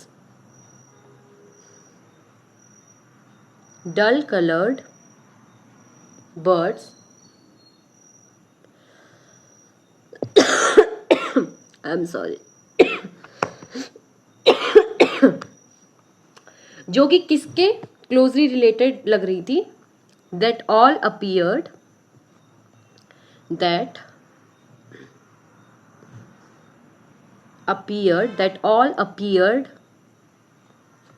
to be closely related मतलब देखो वो उन्होंने देखा कि फिंचेस जो थी, कौन सी फिंचेस, जो हमने ये देखो, जो साउथ अमेरिका का मेनलैंड था ना, उन्होंने ये पाया कि वहाँ पे जो फिंचेस मिल रही उन्हें, सीड ईटिंग फिंचेस थी, उनसे ही क्लोजली रिलेटेड उन्हें गैलापागोस आर्चिपेलागो पे मिली, यानी उस आइलैंड वाले एरिया पे उन्हें उन्हें उस जैसी और भी बर्ड्स मिली। तो उसके बारे में भी हम लिखेंगे कि क्या हुआ, कैसे हुआ। पर मैं क्या लिखवा रही थी, हाँ, क्लोजली रिलेटेड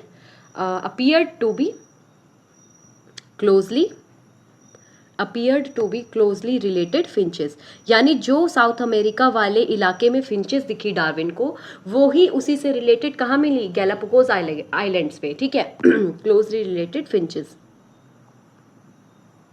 ठीक। अब सुनो, however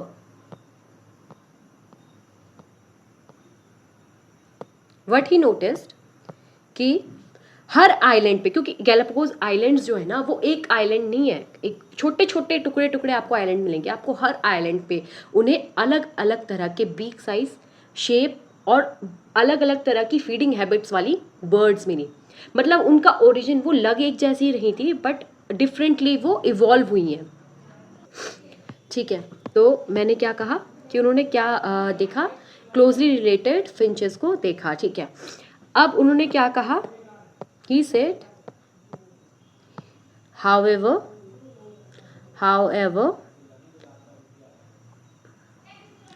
different islands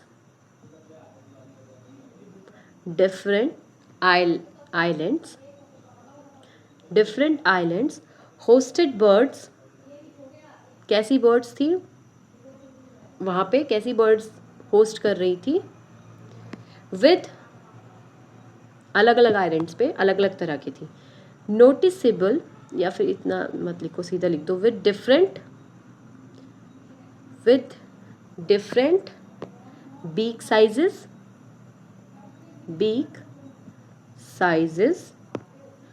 shapes and feeding habits,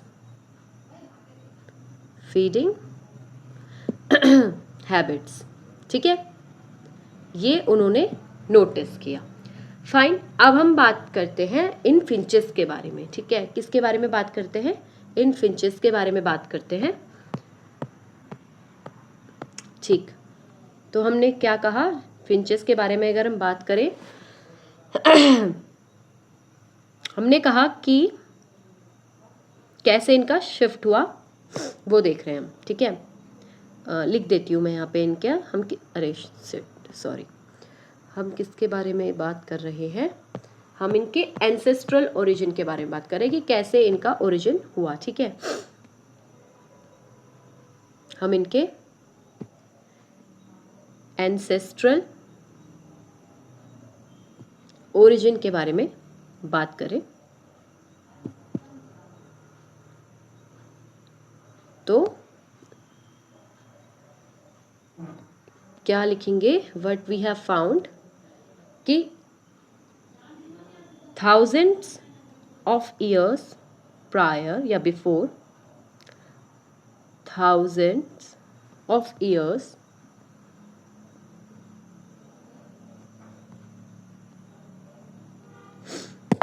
अरे बाप रे, shit, sorry, I am really sorry. And एक सेकेंड, हाँ, इसके दोनों आगे पीछे दोनों का पेन पता नहीं कहाँ गिर गया।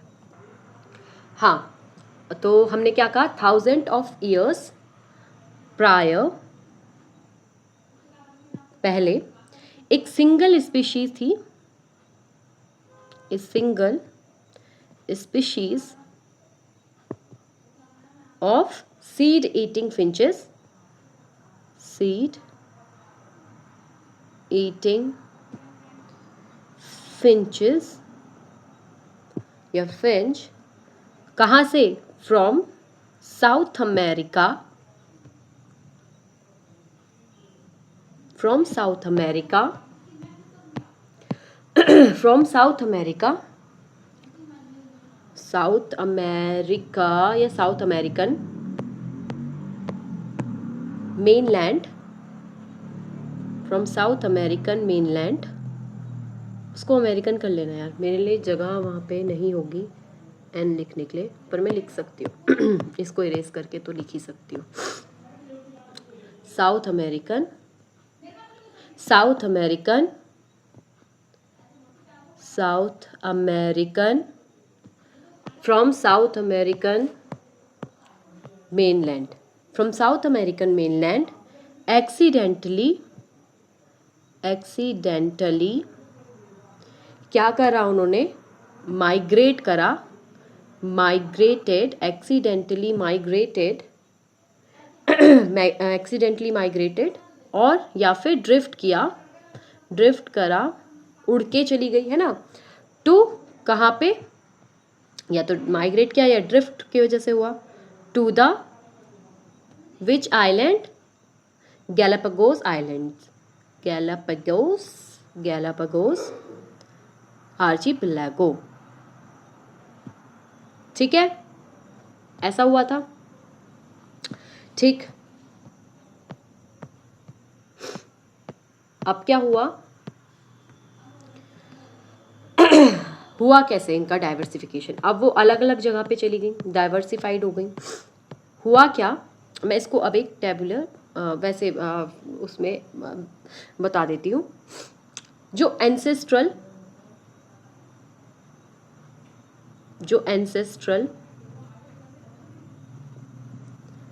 आपकी सीड ईटिंग फिंचेस थी, सीड ईटिंग फिंचेस थी,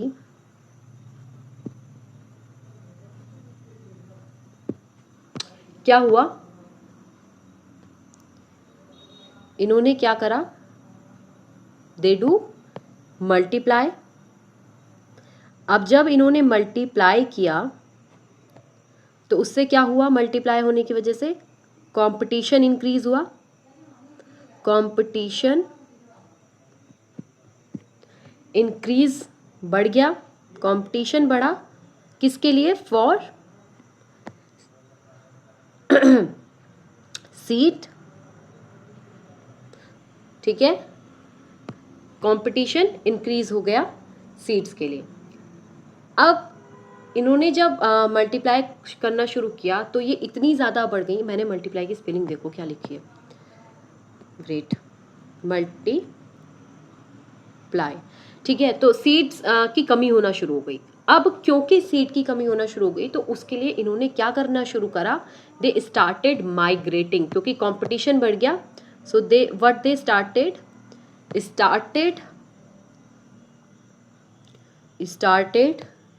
migrating, started migrating to the nearby islands। ठीक है, तो कहाँ पे उन्होंने माइग्रेट करना शुरू किया? नियर बाय आइलैंड्स पे। अब ठीक है, हुआ क्या? जब उन्होंने माइग्रेट किया तो क्या बोला था मैंने? नियर बाय आइलैंड्स, एक आइलैंड पे नहीं, अलग अलग आए। हम किसकी बात कर रहे हैं? This is not one island, it is group of islands. It is, इसको ऐसे ना लिखने की वजह से हम ऐसे लिखते हैं, ग्रुप ऑफ आइलैंड्स, ग्रुप है ये आइलैंड्स का, आर्चिपेलागो के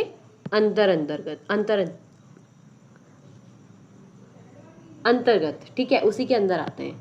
ठीक है, अब सुनो क्या हुआ कि जब इन्होंने क्या करा? माइग्रेट किया, अलग अलग आइलैंड पे गए, तो वहाँ पे क्या था?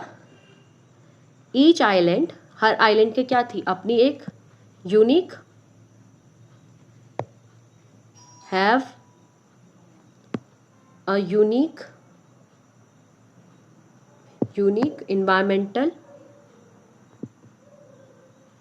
environmental condition. हर आइलैंड की अपनी एक इन्वायरमेंटल कंडीशन थी, यूनिक इन्वायरमेंटल कंडीशन थी। एक सेकेंड, कोई आया है बाहर। तो हमने क्या कहा कि each island have a unique environmental condition, like, example लिख लो, एग्जाम्पल फूड रिसोर्सेस, है ना, अलग अलग तरह के फूड रिसोर्स होंगे, जैसे फूड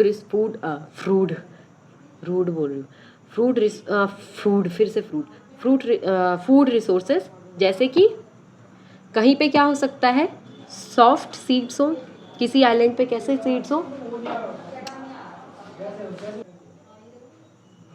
सॉफ्ट सीड्स होंगे कहीं पे, सॉफ्ट सीड हो सकते हैं। और क्या हो सकते हैं, जैसे आपके किसी आइलैंड पे हो सकता है हार्ड नट्स हो, हार्ड यहीं पे लिख देती हूँ यार, नहीं हार्ड, मैं ना वहाँ नहीं लिखना, मुझे लिखना ही नहीं है वहाँ पे। हाँ, किसी पे हार्ड नट्स हो सकते हैं, कहीं पे क्या हो सकता है, कैक्टस प्रेजेंट हो सकता है, सम हैड कैक्टाई, क्या हो सकते हैं, किसी पे कैक्टस वगैरह हो सकता है, and others can be rich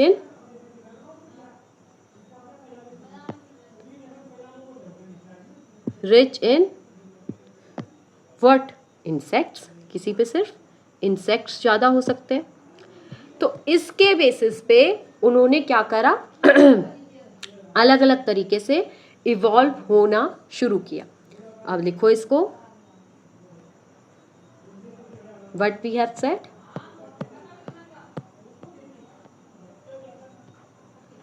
हाँ यहाँ पे लिखते हैं, हम लिखेंगे birds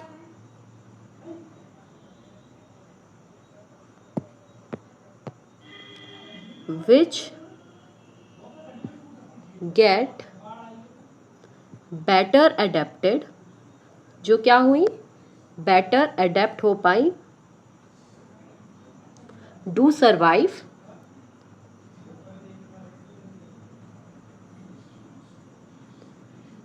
reproduced,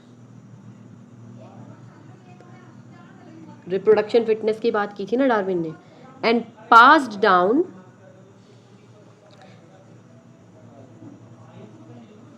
the beak traits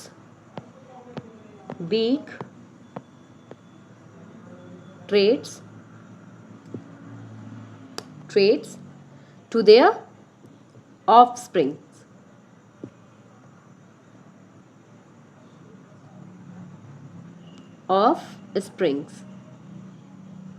ठीक इतना समझ में आ गया। इसमें अब बात करते हैं हम किसके बारे में, हाँ इसमें हम अब बात करेंगे कैसे कैसे उनका क्या कह सकते हो आप, मॉडिफिकेशन हुआ या क्या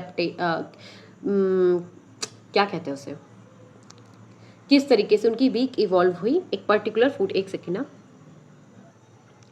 ओके, तो अब पढ़ते हैं बीक्स के बारे में, ठीक है। वैसे मुझे डायग्राम बनाने की ज़रूरत नहीं है, तो मैं डायग्राम नहीं बना रही हूँ। जैसे कि कुछ बर्ड्स थी, हम बीक की बात करें अगर हम बीक्स देखें,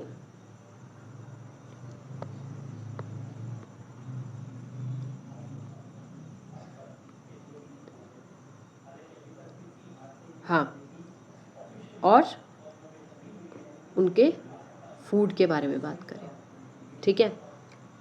तो हाँ ठीक है, ऐसे ही लिख सकती हूँ, ऐसे बहुत अजीब लग रहा है ये, बट ठीक है मैं ऐसे लिख रही हूँ। अगर मैं बात करूँ तो एक थी हमारी, कैसी बीक थी, हाँ हमारी हैवी, अरे बाप रे, हमारी heavy, thick, broad beak, broad beak थी। किस पे डिपेंड रहती थी, ग्राउंड नट्स वगैरह खाते थे, जो ग्राउंड नट्स वगैरह जो एनिमल्स खाते थे, ठीक है। दूसरा कलर वाइट लेके चलते हैं, ठीक है। एक थी शॉर्ट, स्टाउट या फिर moderate size,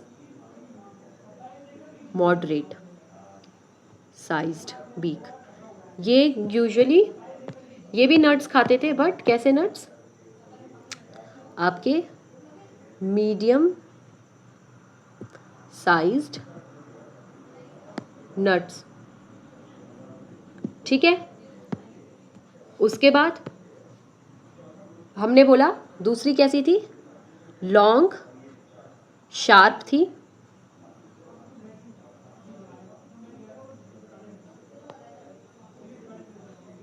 sorry long sharp थी, वो किस पे डिपेंड रहते थे, कैक्टस पे जैसे, है ना। दूसरी आपकी मिलेगी आपको sharp curved beak, curved beak, ये किस पे डिपेंड थे, इंसेक्टी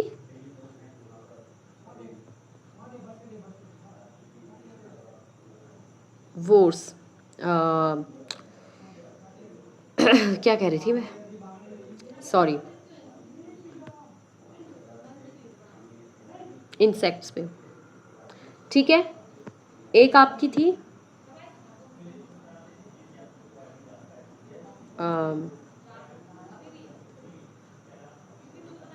would picker beak, woodpecker beak, ये यूजुअली क्या खाते होंगे सोचो, ऑफ कोर्स स्टेम वगैरह पे फीड करते हैं, वुड पे, क्योंकि ने, ठीक है। अरे वाह, देखो अलग अलग तरह की, ठीक है, आ गया सब इसमें, फाइन। तो ये आपको समझ में आया। हमने बात करी किसके बारे में, डार्विन फिंचेस के बारे में। कितना यहाँ से इतना ज़्यादा लिखवाया नहीं है मैंने। नेक्स्ट आता है हमारा ऑस्ट्रेलियन मार्सूपियल्स। पहले मैं देख लूँ मैंने डार्विन फिंचेस किस कलर से लिखा है। ओके, ये वाला यूज़ किया और वो भी मोटा, ठीक है। अब हम बात करेंगे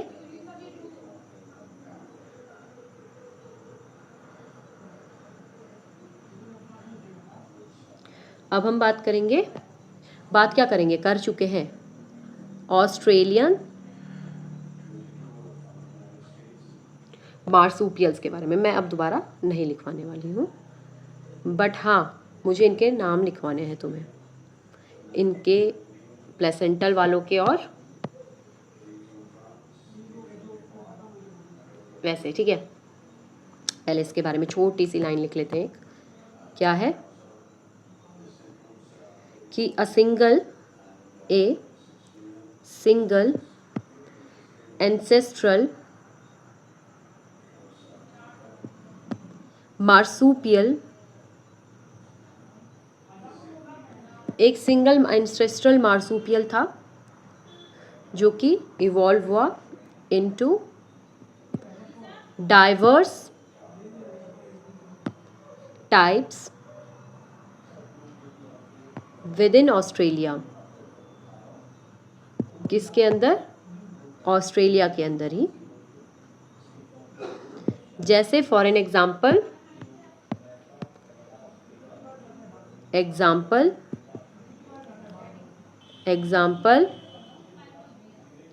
इस कलर से लिखते हैं।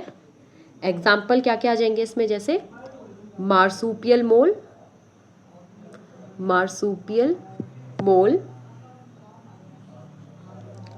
कोआला,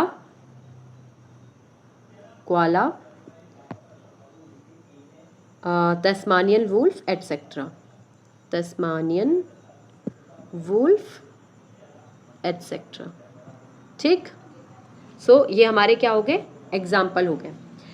ठीक है, अब हम बात करते हैं फोर्थ वन, जिसमें इनका नाम लिखवाया जाएगा, इनके बारे में जो मैं बता रही थी अभी। ये आता है हमारा कन्वर्जेंस ऑफ रेडिएशन। कन्वर्जेंस यानी कि जब जो प्लेसेंटल मैमल्स थे वो किसी एक जियोग्राफिकल जोन में हो, है ना, मतलब जैसे हमने बात की एक पर्टिकुलर ऑस्ट्रेलिया वाले मार्सूपियल मैमल्स के बारे में, वो मैच करने, ऐसा समझो, रुक जाओ एक सेकेंड, मैं दूसरा पेज निकालूं फोर्थ पॉइंट के लिए। पहले मैं फोर्थ पॉइंट लिख लेती हूँ, ठीक है, पहले मुझे देखना है किस कलर से लिखना है।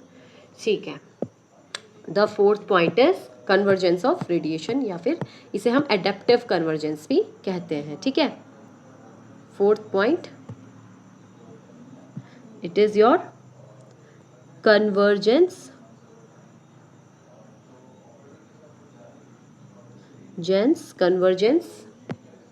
of radiations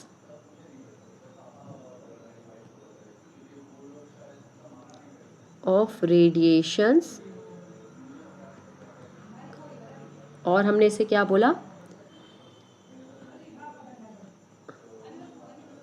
इसे हमने कहा एडेप्टिव कन्वर्जेंस, सॉरी, कन्वर्जेंस।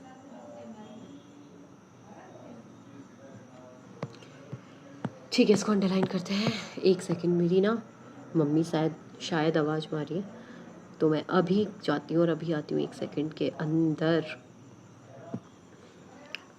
ठीक है, तो अब हम इसको समझते हैं एडेप्टिव कन्वर्जेंस। देखो, हो सकता है ना मुझे ये वीडियोस को ना 2 टुकड़ों में अपलोड करना पड़े, क्योंकि मुझे पर्सनली ऐसा लग रहा है कि बहुत बड़ा हो चुका है ये वाले टॉपिक जो है ना।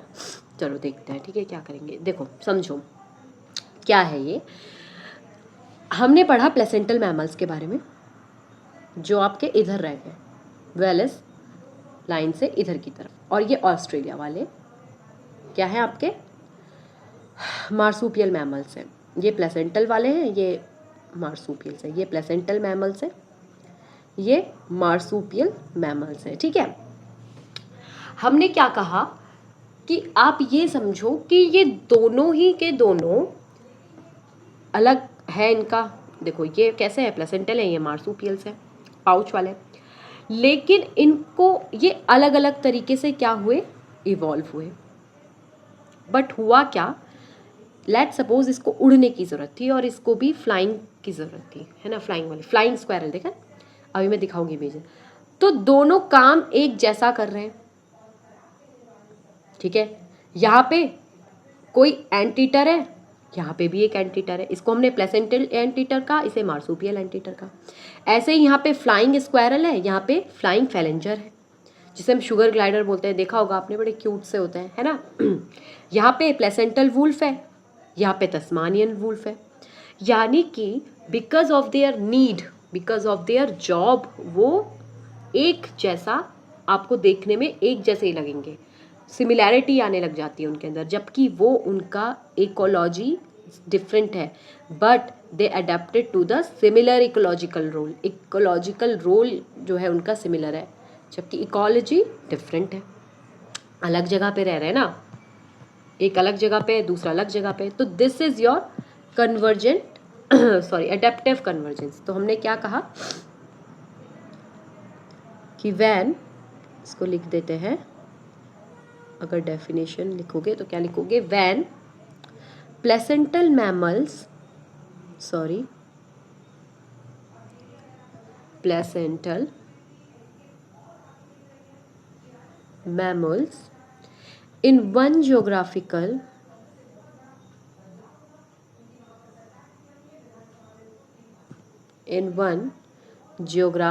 zone,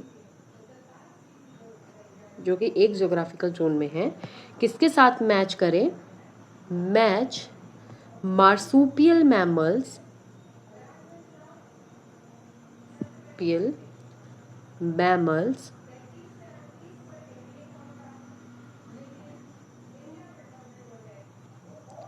in Australia,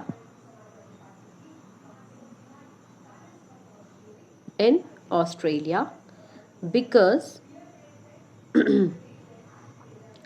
बोथ, दोनों ही किस वजह से, सिमिलर इकोलॉजिकल रोल्स, उनके सिमिलर इकोलॉजिकल रोल्स सिमिलर है उनके, because both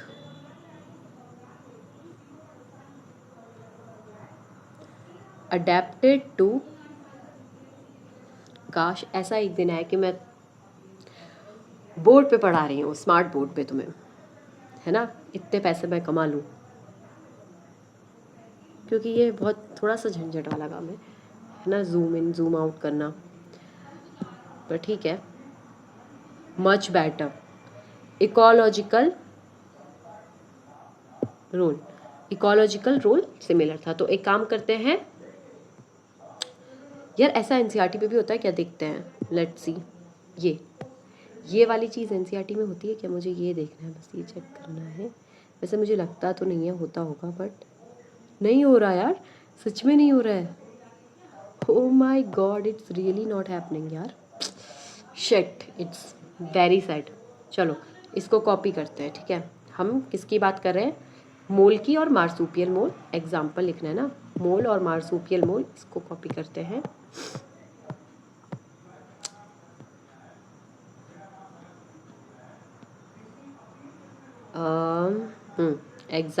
O my God, example, कुछ तो गड़बड़ करी है मैंने, हाँ ठीक है। एग्जाम्पल लिखे, इस वाले को मैं इस कलर से लिख देती हूँ, देन हम उसे उससे लिखेंगे। मार्सूपियल, इसको थोड़ा सा और मोटा कर दे, इतना तो नहीं, इतना, इसको लिखते हैं मार्सूपियल मोल, ठीक है। और मार्सूपियल एंटेटर, और क्या क्या थे हमारे, जितना याद आ रहा है मैं पहले उतने लिख लेती हूँ सारे। और तस्मानियन वुल्फ, ये ऑस्ट्रेलिया वाले हैं, तस्मानियन वुल्फ और फ्लाइंग फैलेंजर, ठीक। और देखते हैं, और मुझे नहीं याद आ रहे, और क्या क्या है, फ्लाइंग फैलेंजर ये हमने लिख दिया, हमने तस्मानियन वुल्फ लिख दिया, हाँ। तस्मानियन टाइगर कैट रह गया हमारा, और स्पॉटेड कस्कस रह गया है। नम्बैट, नम्बैट क्या है आपका, एंटीटर, वो हमने लिख लिया, मार्सूपियल एंटीटर, हाँ। हम यहाँ पे लिख देते हैं तस्मानियन कैट, तस्मानियन कैट था ना वो, मुझे तो अब भी लिटरली याद नहीं आ रहा है क्या था। तस्मानियन टाइगर कैट था, ठीक है। Spotted cuscus, Tasmanian tiger cat,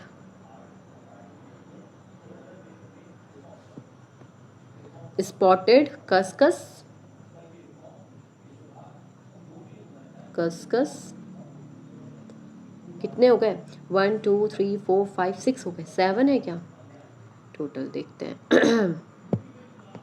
1 2 3 4 5 6 7, हाँ 7 है। तस्मानियन हो गया, कैट हो गया, फैलेंजर हो गया, ये हो गया। मार्सूपियल माउस है, मार्सूपियल माउस,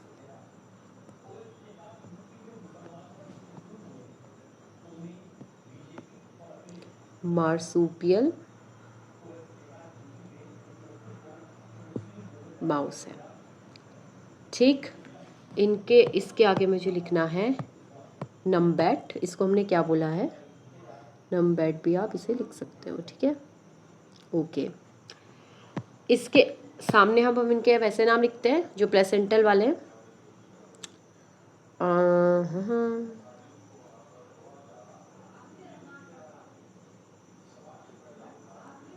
पिंक से लिखते हैं, ठीक है। इसके आगे लिखती हूँ मैं, पहले मुझे लाइन बनानी है।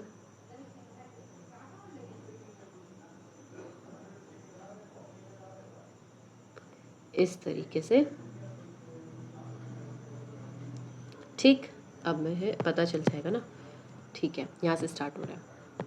सबसे पहले है मार्सुपियल मोल, तो इसका क्या आ जाएगा, सिंपल मोल। नेक्स्ट है हमारा मार्सुपियल एंटीटर, तो ये क्या है हमारे placental anteater, placental anteater, anteater, ठीक। नेक्स्ट है हमारा प्लेसेंटल तस्मानियन वुल्फ, तो यहाँ पे आ जाएगा प्लेसेंटल वुल्फ, है ना।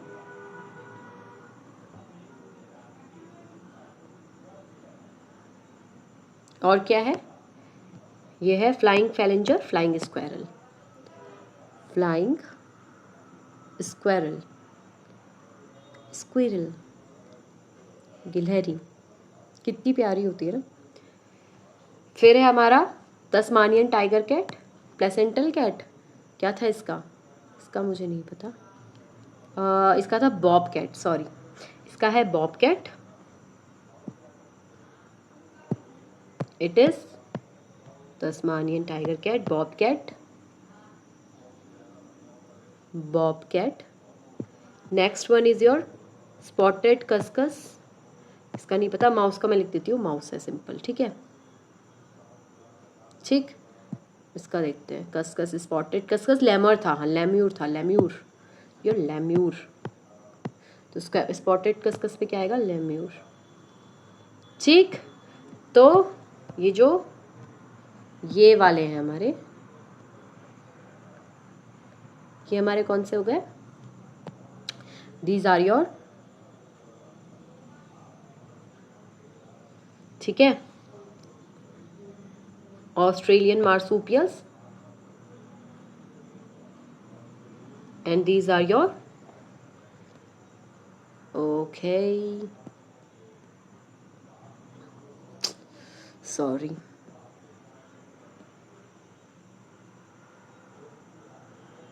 मुझे करना है कलर चूज, ये वाला। ये आपके कौन से हो गए, ये हो गए आपके Australian marsupials, Australian marsupials,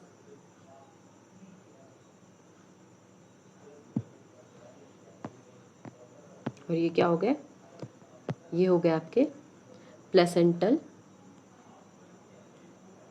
mammals, ठीक है, समझ में आ गया, गॉट इट। इसी के साथ हमारा ख़त्म होता है ये टॉपिक। अब जो हमने पढ़ा है उसको हम एक बार एनसीईआरटी के थ्रू रीड आउट कर लेते हैं, ठीक है। ये अभी हमने नहीं पढ़ा है, अडेप्टिव रेडिएशन की बात करते हैं, ये लिखना है, ये हम बायोलॉजिकल इवोल्यूशन में पढ़ेंगे ना, मैकेनिज्म ऑफ इवोल्यूशन नहीं, ये नहीं, ठीक है, ठीक ठीक ठीक ठीक ठीक ठीक ठीक ठीक, बहुत ठीक, बिल्कुल सही। तो सबसे पहले जो हमने पढ़ा था, यहाँ से पढ़ा था, ये हमने पढ़ लिया होमोलोगस ऑर्गन, एनालॉगस ऑर्गन्स की भी एनसीईआरटी रीड कर ली है। ये देखा था हमने वेस्टिजियल ऑर्गन्स, इसके बारे में एनसीईआरटी में पता नहीं है कि नहीं है, बट देखो बायोजियोग्राफिकल एविडेंस देखना था, और वो हमारा आता है एनसीईआरटी में एडेप्टिव रेडिएशन से, ठीक, हाँ, adaptive radiation, what is adaptive radiation, देखो एनसीईआरटी में ऐसे दिया हुआ है, जियोग्राफिकल वगैरह के बारे में कुछ बात नहीं करी है, कैसे हुआ क्या हुआ, सिर्फ इसी के बारे में बात की है, ठीक है। चलो समझते हैं, लेट्स गेट स्टार्टेड। हाँ, बहुत ज़्यादा थकान हो रही है भाई, आई एम वेरी टायर्ड, बस ख़त्म करते हैं फटाफट, है ना। वैसे मैंने सोचा था कि मैं थोड़ा सा और आगे पढ़ाऊँगी, बट चलो देखते हैं, कोशिश करूँगी अगर कल सुबह मैं इसकी वीडियो अपलोड कर पाऊँ। वैसे तो कल क्या है, कल है फ्राइडे है कल ना, थर्सडे फ्राइडे, या कल तो मुझे इग्नू की वीडियो डाली थी, बट मैं क्या करूँगी कि इग्नू की भी डाल दूँगी, नहीं कल तो रक्षाबंधन है, ओ माय गॉड, कल रक्षाबंधन है। First of all wish you a very happy Rakshabandhan, but क्या करें यार, कैसे क्या किया जाए, कल सुबह मैं तो पूरे दिन भर घर में नहीं होंगी कल, देखती हूँ अगर मैं रात में आ पाई। देखो एक तो या तो मैं सुबह इन द अर्ली मॉर्निंग हो सकता है तुम लोगों की वीडियो डाल दूँ एक और इग्नू वालों की मैं रात में डाल दूँगी, ठीक है, या फिर मैं तुम्हारी रात में डालूंगी और इग्नू वालों की अगले दिन सुबह डालूंगी जब मैंने एक्स्ट्रा वीडियोस के रखा हुआ है। वो तो मैं तब भी कर सकती हूँ ना, क्योंकि परसों तो मैं पूरे दिन भर घर में रहूँगी, तब कुछ भी कर सकती हूँ, बट कल तो घर में ही नहीं हूँ। ठीक है चलो समझो। During his journey Darwin went to Galapagos. अपनी जर्नी के टाइम पे कहाँ गए? गैलापागोस आइलैंड पे गए। उन्होंने एक अमेजिंग डाइवर्सिटी देखी क्रिएचर्स की। क्या? Small black birds, later called Darwin finches, amazed him. He realized that there were many varieties of the finches in the same island. एक ही आइलैंड पे दिख रहा है, देखो किसी की बीक मोटी है, किसी की बीक कैसी है, किसी की बीक और छोटी, किसी की पतली और लंबी सी है, ठीक है। तो what he found that variety of the finches in the same island. All the varieties he conjectured evolved on the island itself from the original seed-eating features. From the original seed-eating features, many other forms with altered beak arose, enabling them to become insectivorous या फिर vegetarian हो गई, है ना, इस तरीके से. This process of evolution of the different species in a given geographical area, starting from a point and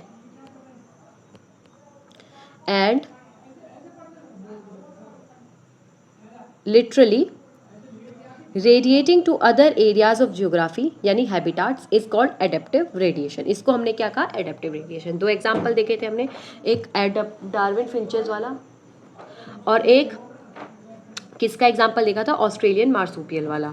तो डार्विन फिंचेस के हम पहले देखो. Darwin finches represent one of the best example of this phenomena, ठीक है. दूसरे example पे आते हैं, which is your Australian marsupials वाला.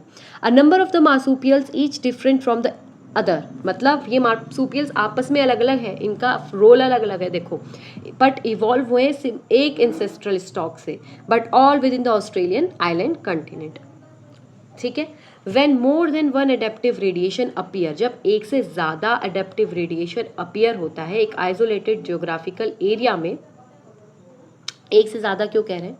देखो ये देखो, अब आप ये समझो कि जो तस्मानियन वुल्फ है ना, इसने अलग तरीके से इसने अलग एडेप्टिव रेडिएशन शो करा है ना. ये मोल है, इसने अलग हुआ है, इसका एडेप्टिव रेडिएशन अलग है. अलग अलग ऑर्गेनिज्म अलग अलग एडेप्टिव रेडिएशन शो कर रहे हैं, ठीक है.